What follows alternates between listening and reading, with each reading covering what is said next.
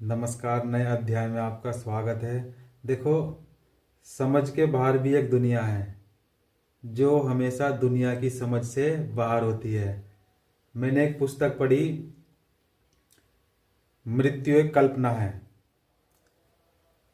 उसकी भूमिका में देखो लेखक क्या कहते हैं, मृत्यु को एक भ्रांति और कल्पना बताते हैं।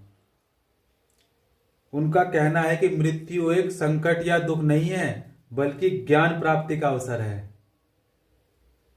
मनुष्य अगर इसे को जो है क्या करे, सही अर्थ में समझ ले तो यह जीवन को जानने का साधन बन सकता है। और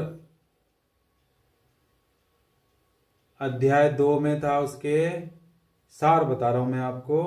मृत्यु एक कल्पना है। मृत्यु के प्रति विभिन्न धार्मिक और दार्शनिक विचारों का उल्लेख किया गया है और जीवन और मृत्यु के बीच के संबंध, आत्मा की अमरता तथा भौतिक शरीर का नश्वर होना समझाया गया है उसमें।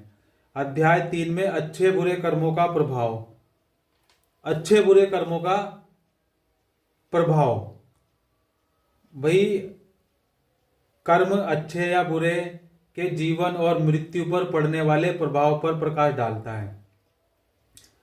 कर्म जीवन और मृत्यु पर पड़ने वाले प्रभाव पर प्रकाश डालता है। अच्छे और बुरे दोनों ही कर्म मृत्यु के बाद आत्मा की दशा तय करते हैं, आत्मा की दशा तय करते हैं। और अध्याय 4 में उसमें मृत्यु का अनुभव, फीलिंग, भाई जीवन के अंतिम क्षणों में मृत्यु के समय की अनुभूति तथा मृत्यु के बाद आत्मा की स्थिति को स्पष्ट किया गया है उसमें। लेखक कहते हैं मृत्यु का वास्तविक अनुभव केवल भौतिक शरीर तक सीमित नहीं है, बल्कि यह मानसिक और आत्मिक भी है।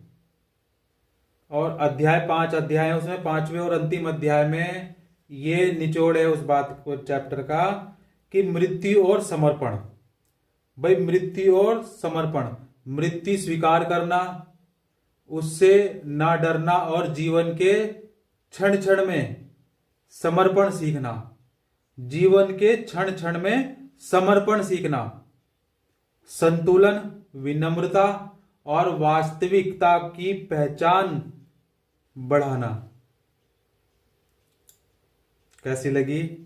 मुझे तो बहुत अच्छी लगी। आपको लगी कि नहीं लगी? देखो, समझ के बाहर भी